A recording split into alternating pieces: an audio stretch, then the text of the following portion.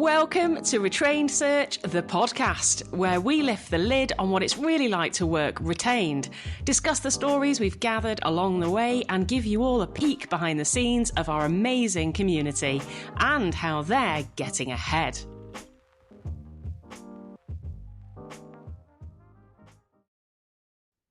I'm going to turn my lamp on. There we go. You're nice. Like above me. Don't know why. Because I'm 6'6". Probably. Welcome everybody to this episode. I say this episode because I have no idea what number we're on, so let's just call it this. I'm going to guess 8. 8 or 9, I think. Okay, episode 8 or 9 of 8.5. And what did we call it? The Retrained Search podcast? The Retrained Search podcast. There we go. Yeah, absolutely. Thank you for joining us, those two of you that are listening. We're very happy to have you here. Hi, George. Hi, how are you?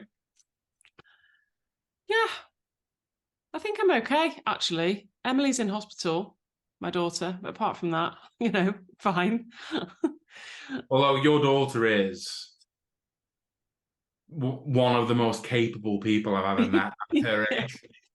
Yeah. She was in hospital and she was messaging me, and I spoke to her in the end of the evening, and she said everyone was so sympathetic that I was a 16-year-old, only just turned 16 as well, in A&E on my own with no parents. And I felt awful for a moment, and I was like, yeah, but you're fine, aren't you? She's like, yeah, I'm okay. I've got a list of things I need to ask, got a list of things I need to say. And she's like, she's not brilliant, but she's all right. So apart from that, yeah, hopefully they'll find out what's wrong with her at some point. Yeah, I'm sure. And what about you? How are you? I'm all right.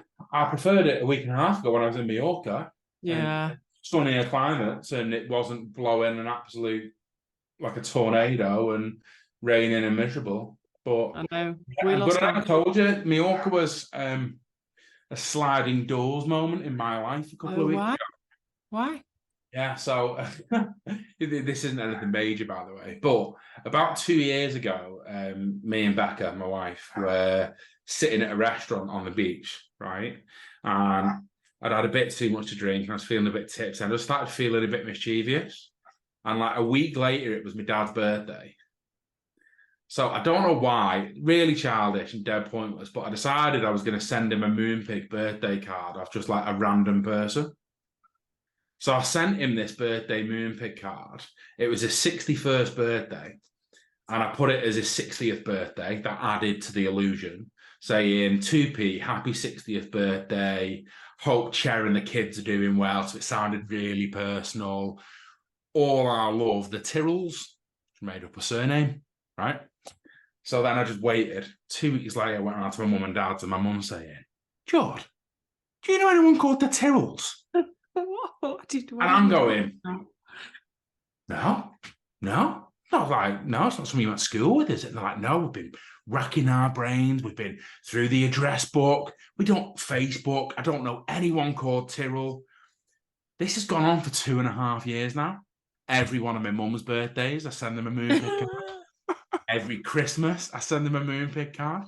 And it got to the point, right, genuinely, where my dad was calling Moonpig. No.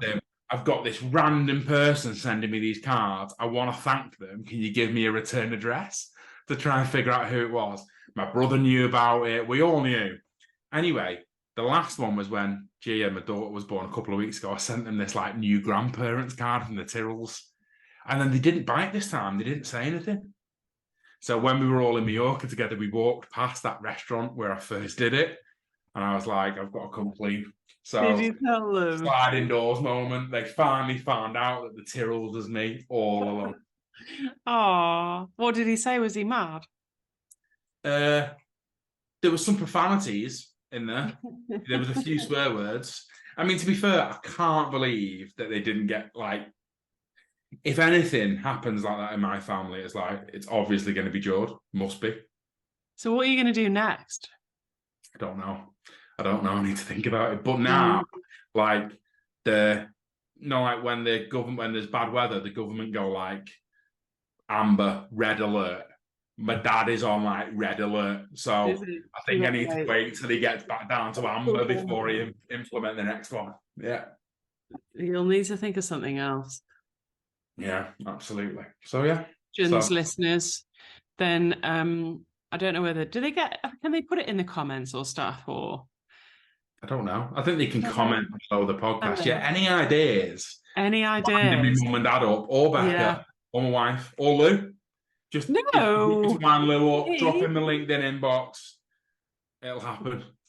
Yes, that would be nice. We'd like those suggestions. Mm. Okay, cool. And it was nice to see you yesterday. Yeah, it was. So nice to come over and be at yours, and like the three of us, like Sarah managed to come too, and we had a Mackey's and for McDonald's for those of you that are overseas that don't know what Mackey's is. And yeah, my dog. To know, by the way, to everyone who thinks why is Lee making a big point of McDonald's, to us normal people, McDonald's is just a normal thing. Like there are normally 5 within 10 minutes of your house. Lou lives like 40 minutes from civilization. So it's a big deal for Lou. It's a big deal. Even 40 minutes of civilization away, there's no McDonald's there. I have to drive for about an hour and a half to get to a McDonald's, so it's just a very special treat. So I did appreciate that. Thank you very much. Nice. Lovely. Okay, and so I wanted to share some nice positive news, as we always like to do. Didn't someone make a comment about this bit in our podcast to you? Yeah, they did. Yeah, I was on a call with a lady who actually ended up joining us, and she said, I listen to the podcast religiously, and I just think it can't all be this positive. Like, surely not everybody's winning. Let me reassure you. Yeah. It is. It's a pretty cool place to be. It is a cool place to be. And even the people that aren't winning yet are like, I'm nearly winning, or I've just done this, so I'm half a win. Yeah, one of our members, I think we shared it last time, Tracy said half a win. They're not going to need at the moment. They've said they will retain me, and importantly, they're taking me out for lunch. Yeah. I said to Tracy the other day, I said, listen, Tracy, like whenever I go into a meeting, the focus is like I want to win a retainer. But let me tell you, a pretty close second is lunch. Yeah, yeah. If I'm not going to win the retainer, at least feed me. So I've got some to share. So for those of you that are feeling a bit maybe lower or slower or a bit flat, I want to show you that there's some really nice pieces of work out there. Can you see my screen? Can. Cool. Okay, I like to read them out, only because I've been told that I need to, because people don't watch the video, they listen to the recording. So this one says, target almost reached. It's like half a win again, isn't it? Hey, folks. Can I just confirm, people do have full wins as well? Yeah, they do. But they're also sharing the journey, which is nice too. Just wanted to share some exciting news. When I completed the foundation course in March, I set myself the target of winning 10 retainers before the year is out. Well, I'm delighted to share that we have verbal agreement on what would be number 10, and we are waiting for the signed terms back on what would be number 11. So I don't know why it says target almost reached. Maybe because he has verbal agreement. So yeah, but it's going to be 110% the target very soon then. Yes, it is. Yeah. He says, nice. Ruddy heck. A huge thank you to the consistent help and support of all you awesome people. And that's true. It isn't just us that helps, is it? It's everybody. Everybody helps. Ruddy heck. I'm just thinking of our American listeners thinking, what the hell is that? What is ruddy heck? It's just a very polite British way of not swearing. Let's keep supporting each other and scale new heights in the process. And there's a nice little GIF at the bottom of that one. Also this week, 2 retainers won. This is Joe's, isn't it? And Joe's been working diligently through the programme. She says 2 retainers won with a little trophy. I forgot to share. So she is retrospectively sharing. I pitched you know what? Go on. Can I just say it's funny how much people come on and develop. So I remember when Joe first started the course, right? Like just winning a retainer was a massive deal for her. Like it was such a step change. Yeah. So I don't mind saying on this occasion, I asked Joe to share this in the group because I was in conversation with her and she said, yeah, so last week was all right. Did this, did that, won a couple of retainers, did this. And I was like, hang on, whoa, go back, what? Oh yeah, I won a couple of retainers. And it was like, now it's just a part of like just what she does. Yeah, it does get like that quite quickly. It gets normalized, which is the right thing, right? Because it means that it's normalized for your clients and the way that you Yeah, can exactly. converse with them. But it can be easy not to congratulate yourself and recognize how Well, far. that's it. That's why I asked her to share it, just because I wanted to celebrate with her, right? I wanted everyone to tell her how amazing it is, how far she's come. And they Yeah, did, really and good. they did. She said, I pitched to 2 separate clients, 1 retained, also was asked for an additional 5 positions for junior roles, which I said yes, but sort of wish I hadn't now. Aiming for 3 more by the end of next quarter. Very good. Very pleased. Oh, I love this one. Oh, so do I.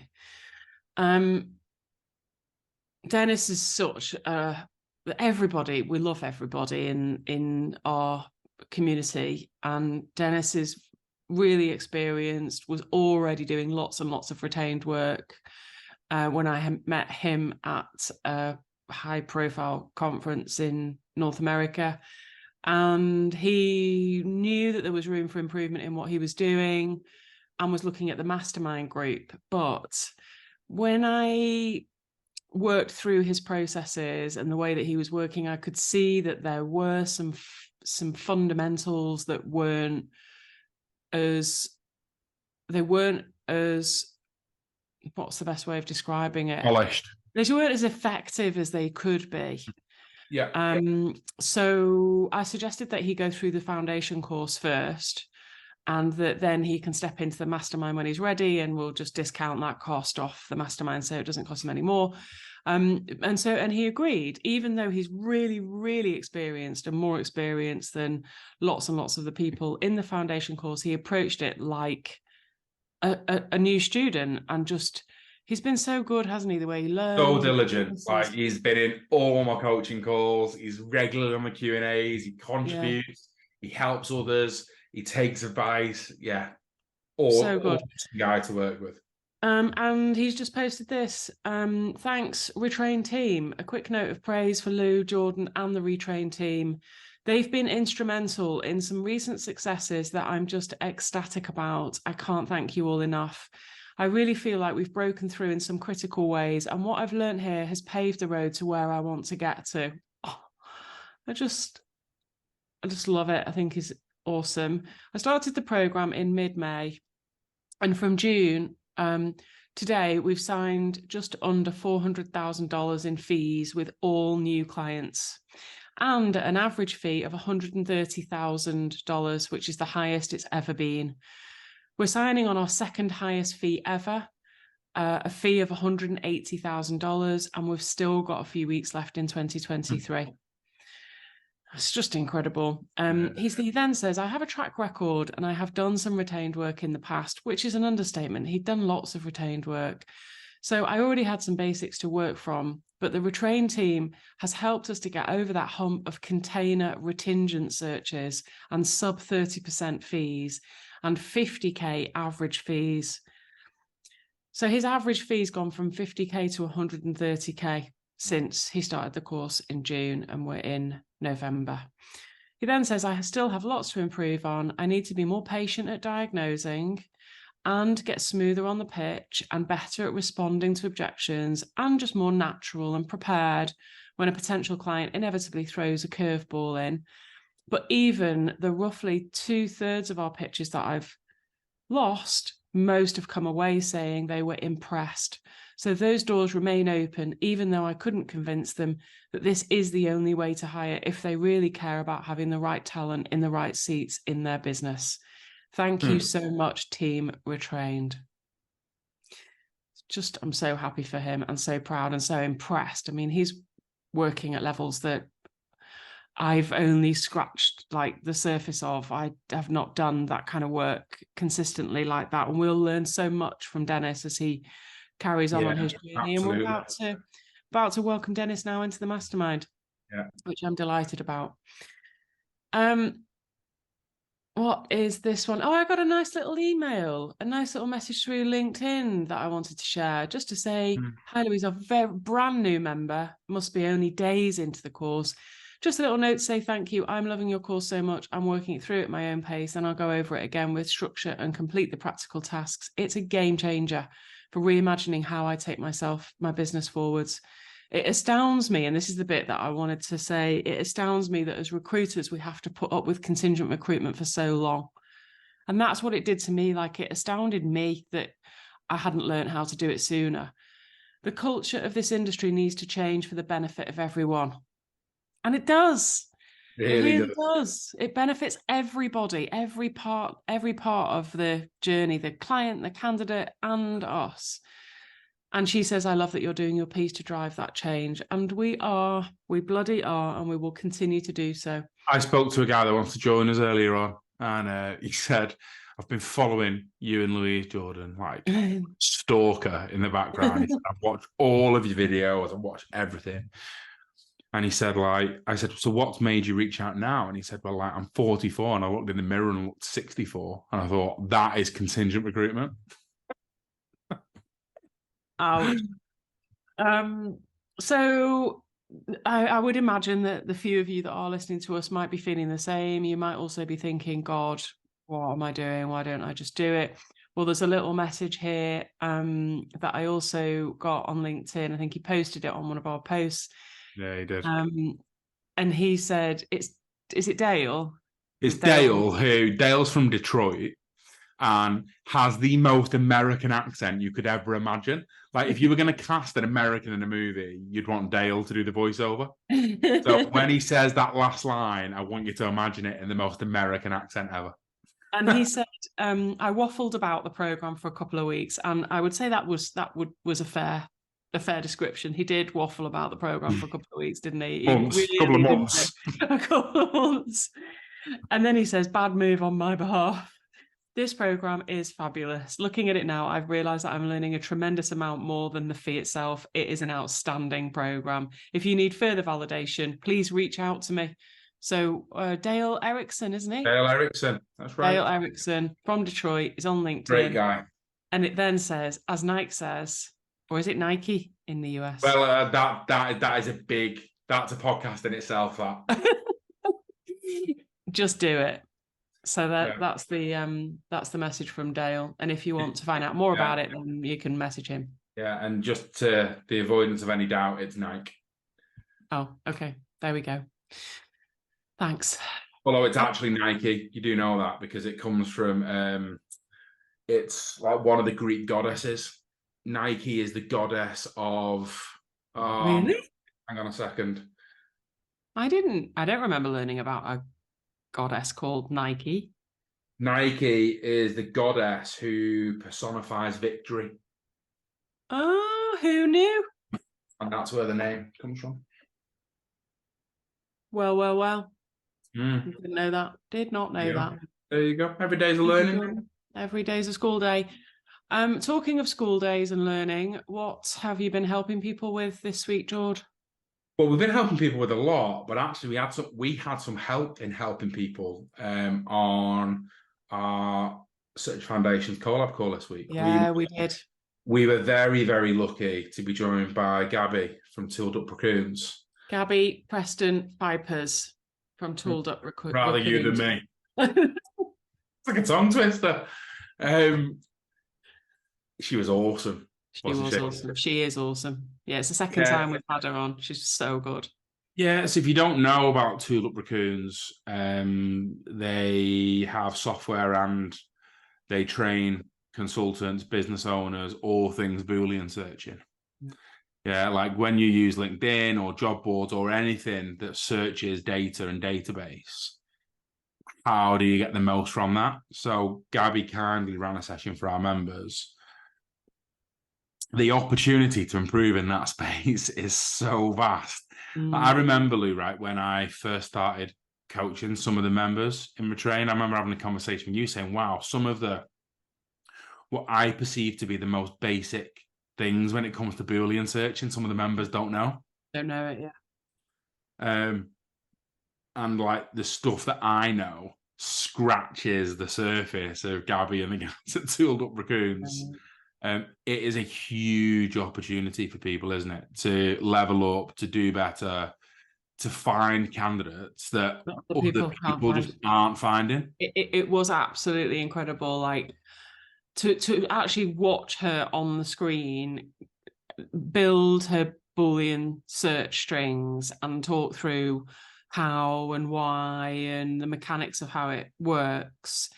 Not only that, but then run them and show us the results and then make the changes and take it to the next level and see what happens. And the candidates. Let me give an example of that, right? Yeah. So Gabi did a keyword search for someone that says they've coordinated, right? Yeah. And it brought back, like, I'm making up the numbers, but it's representative of the scale. Might have brought back like 10,000 people.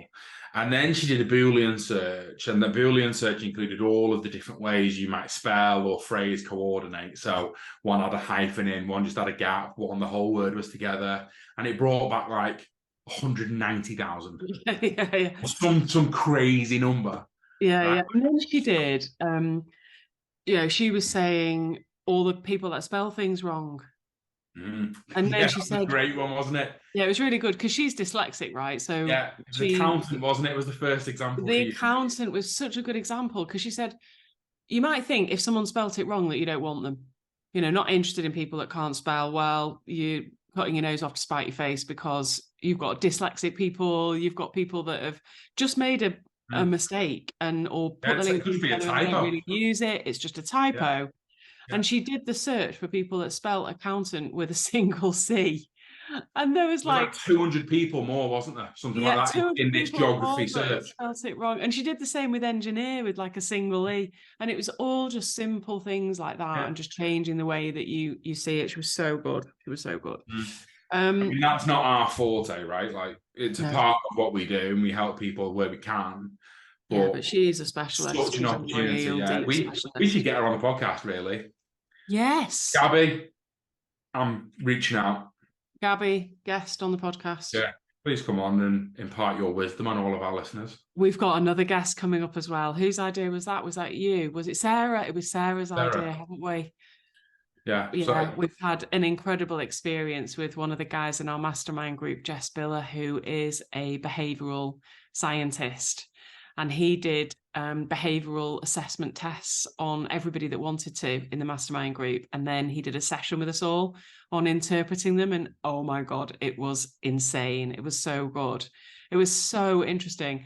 And so we're going to invite him on the podcast. So we're going to pick his brains, and that's a genius idea.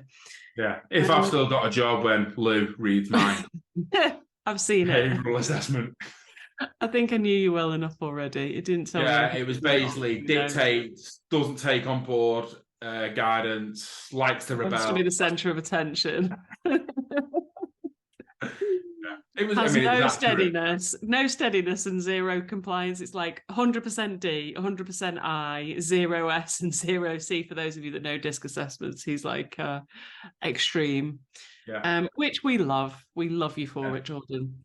Yeah, I said to Lou, you can take the D and the I and just change the S and the C to a C and a K, and then you've got me.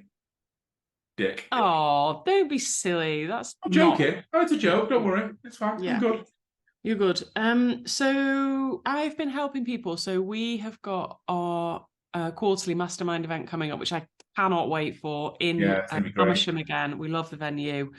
It's just brilliant. Roaring log fires and lots of just amazing stuff that we all cover together for 2 days, early December. So anybody that is experienced in retained search and wants to look at our mastermind program, it's fucking unbelievable. Well, I would say that, wouldn't I? And toot my own horn saying that, but it just is. It's not because of me, it's unbelievable. It's just because of people in that room, isn't it? Yeah. It's the people in it. And we have just secured an EOS speaker to come, and we don't kind of have guest speakers in it. It's more about the sharing in the group, but we happen to be sitting around after dinner on the first night. So we asked if he would come and speak to us. We adore this EOS framework that we've used to structure the growth of our business. George, you have read it and used the book all the time. It's a book called Traction by Gino Wickman. And we all, as a leadership team, we use it. And we started, it was actually one of our members that introduced it to us. Yeah, and Stokes, wasn't it? since then, loads and loads of people have started using it. And so we can't wait to bring him in. So if those of you that haven't read the book Traction by Gino Wickman, if you are looking at putting structure and scale in your business, I don't know of a better format and framework to use than the EOS operating model. And it isn't just us. I was telling you, wasn't it? One of our podcast listeners, actually. I had a call with her a couple of weeks ago. She said she loves to listen to the podcast while she's cooking dinner. She's nice. Yeah. Oh, sizzle, sizzle. Well, I actually listened to one called Analysing Anfield, which talks about the tactics from the Liverpool match last week. But listening to ours is good as well. Yeah. Anyway, the point is, she said we've actually been through a lot of change in our business over the past couple of years. We've been implementing a model called Traction. I was like, oh, Traction. Yes. It's very good. I think it's gathering momentum. There are lots of businesses using it now. And it's nothing new, right? It's been around for a long time, the EOS model, but I think mainly, I don't know, I think it's mainly North America. I think Gino is an American guy, and a lot of the example he uses are American firms. But it's a real established framework, network, the tools, we use all the templates. Yes, so we're very excited to be supporting our members in that way. Yeah, looking forward. Yeah, I can't wait. I cannot wait. It's just such a nice end to the year. And then lastly, I wanted to leave you all with something that's cropped up for me quite a few times. And I always hear it, and I never quite know whether to bite my tongue or whether to jump in and say something. But particularly if I'm on a call, like one-to-one with someone, I will say something. And it came up again earlier this week, where a guy said to me, I asked him how he was getting on, with retained work, because he wants to do more of it and he's been trying. So I said, what do you think is holding you back from doing that? And he said, well, I think it's just, we've got to ask the question. We're just not asking the question. And I always think, oh, I wonder what he thinks the question is. And I'm thinking, oh, what's he going to say? And I can't think of an occasion where I've kind of stopped and said, well, what is the question that you think you should be asking? And they've said what it actually is that they should be asking. I mean, not that there's any right or wrong, right? But from our experience of what is effective at that stage, because most people at that stage, they think the question is, will you retain me on this, right? Will you pay me a retainer? And it's not, is it? No. It should always be about the pain of the customer, and is it the right solution for the customer? Are you getting what you want when you need it? Yeah. Are your current methods working for you? And essentially that's the question that you need to answer, whether you ask it in one go or whether you find out, and normally it's through a series of questions like, what methods are you using at the moment? Are you getting what you want? Are you getting it when you want it? Is it an enjoyable process? That's the question that needs answering, is, are they getting what they need from the methods that they're using right now? Yeah, and in my experience, the opportunity for all of you listening is normally the not. Yeah, it's true. Whether it's not fun enough, whether it's the quality, whether it's just a shit experience, whatever the reason is, I found normally customers, when you dig and help them understand it, they know that deep down they need a better solution. Yeah, exactly. So that's what I wanted to leave you all with, because I know that probably is as well. Yeah, kind of. Yeah, I suppose so. It just kind of goes against your natural thought process or what you might have tried before when it comes to thinking about what needs to be different in your conversation with clients. It isn't that you need to ask for the retainer, it's that you need to diagnose whether the methods they're using at the moment are working really well for them or not. So that's what I want to leave you all with right there. Lou, thank you as always. Thank you, Jordan. Pleasure. See you all next time. See you all in the next episode, whenever and wherever that is. Lots Everyone. of Oh, hang on. Oh, what? Did we want to mention Black Friday? Oh, did you? I don't know. I thought we could do. Oh. We thought we could do. I don't know whether when this goes out, it will still be Black Friday, but we can. I don't care. This is like, it's one of them Easter eggs. Do you know what an Easter egg is? Not literally like what an Easter egg is. I know you know what an Easter egg is. I know what an Easter egg is, but I don't know what not an Easter egg is. I think these Easter eggs, if I understand them right, they're like things that people leave in places that you've got to find to like unlock something. Well, let's do that. This is like us leaving an Easter egg for any of our listeners. We may or may not in a week or two be launching, a very significant Black Friday offer for anybody that would like to join us. I'd like you to think about Dennis's post earlier on and the value he's got. Imagine a big discount as well, even more value. So if anyone, I'm going to give any of our podcast listeners till the end of December. Whoa. If any of our podcast listeners come to me and quote the Tyrrells, give you the Black Friday discount. Yeah, that's fair, because you've got to listen to all of our waffle to be able to say that. You're really listening to my bullshit. Yeah, okay, cool. All right, lots of love, everyone. Bye, everyone. Thank you. Bye, George. Bye. Well, that's another episode of Retrained Search, the podcast in the bag. Thanks for listening to our wild tales, LinkedIn controversies, and our top tips on how to sell and deliver retained search. Get involved in our next episode. Send in your questions and share your experiences with us by emailing podcast@retrainedsearch.com. And don't be shy. Connect with us on LinkedIn and come and say hi. We don't bite. Unless you're a Shrek firm, that is. We want to say a special thank you to our Retrained members for sharing what's working for them right now and innovating new ways to grow and evolve. It's an incredible community. If you're wondering what exactly we mean when we mention our communities, well, we have two separate programs. Our Search Foundations program is for recruiters who want to learn how to sell and deliver retained search solutions consistently. And we have our Search Mastery program. That's for business leaders or owners already at 50% retained or more and looking to scale and grow and structure their search firm. We cap memberships to these programs to protect the integrity of the community.